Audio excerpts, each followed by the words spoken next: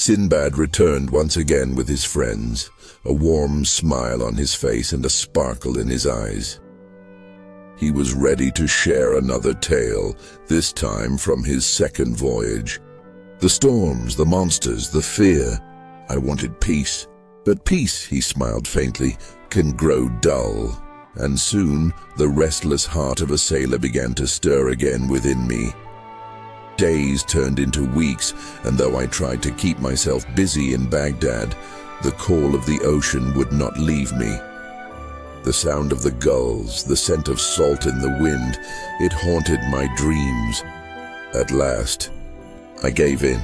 I purchased fine trade goods, silks, spices, and precious wares, and joined a grand ship bound for distant lands.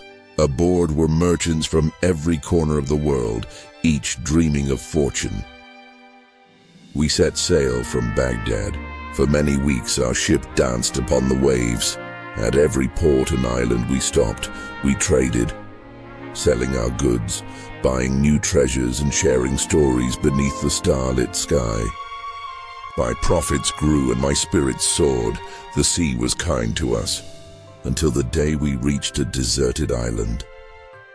We dropped anchor near its shore to gather fruit and fresh water. The air was calm, the sky bright. I decided to wander off alone, drawn by curiosity as always. Soon I found a cool stream flowing beneath a large shady tree. The breeze was gentle, and after so many days at sea, the sound of flowing water lulled me to sleep. But when I awoke, my blood ran cold. The ship was gone. I ran to the shore, shouting, waving, but there was nothing but empty horizon. They had mistaken me for one of the other passengers and sailed away. I was alone, completely alone. Days passed in despair. I wandered across the island searching for any sign of life, but there was none. Hunger gnawed at me. My feet bled. My spirit began to break. Then one afternoon, I saw something strange in the distance. A massive, smooth, white dome lying on the ground. At first, I thought it was a hill. But as I drew closer, I realized it was something else entirely. It was a gigantic, glistening egg, larger than a house. Suddenly, the light dimmed. I looked up, and the sky itself seemed to darken beneath the shadow of enormous wings. Descending from the clouds came a bird, a creature of legend, the roc. Its wings beat like thunder. Its eyes shone like molten gold. I hid behind the rocks, trembling as it landed beside its egg. Then, an idea sparked in my mind, wild, foolish, desperate. If this creature can carry such weight, I thought, perhaps it can carry me away from this cursed island. With nothing to lose, I took off my turban, tied one end around my waist, and fastened the other around the bird's mighty leg. When dawn broke, the roc spread its wings and took flight. Up, higher and higher we soared, above the clouds beyond the world I knew. The wind roared in my ears, and the earth disappeared beneath us. Hours passed before the roc began to descend. I prayed silently for safety. As soon as I saw the ground approaching, I quickly untied the cloth and dropped onto a soft patch of sand. The roc, unaware of me, seized a great serpent nearby and flew away into the skies. When I looked around, I found myself standing in a narrow valley surrounded by towering mountains. But what caught my eye next took my breath away. The ground glittered with diamonds, countless radiant, beautiful diamonds scattered like stars upon the earth. I laughed in disbelief. Fortune had smiled upon me at last, but my joy didn't last long. Soon I heard a dreadful sound and loud, echoing hisses that chilled my blood.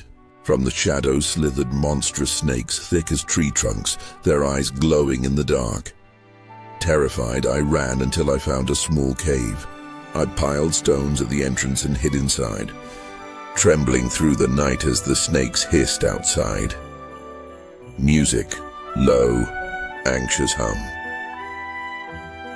When the first light of dawn touched the valley, I stepped out, exhausted but alive. I needed to find a way out. Then, to my astonishment, I saw large chunks of meat falling from the cliffs above. Moments later, enormous birds swooped down, clutching the meat in their claws and flying away. That's when I remembered an old tale told among merchants, that this was the Valley of Diamonds, a place so dangerous no man could enter. Traders, they said, would drop pieces of meat from above. Diamonds would stick to them, and the birds would carry them out. Then the traders would scare the birds away and collect the gems, and so a plan was born. I tied a large piece of meat to my back and lay down, whispering a prayer. Soon enough, a rock descended, seized the meat, and me with it, and flew upward toward the mountains. When we reached the top, I shouted with all my might. The startled bird dropped me and flew off. I landed safely and quickly freed myself from the meat. To my astonishment, a group of men soon appeared, rushing toward me. Their faces were a mix of shock and amazement. "We are traders," one said. "We never imagined anyone could come from below the valley alive." I told them my story, every strange and terrifying moment. They listened with wide eyes and pity. They explained that they used this same method to collect the diamonds. Grateful for my survival, they welcomed me among them. At last, we sailed together to an island called Roa. There, I sold a few of my gems and purchased goods for trade. From Roa, we journeyed to Basra, and from Basra, I traveled home to beloved Baghdad.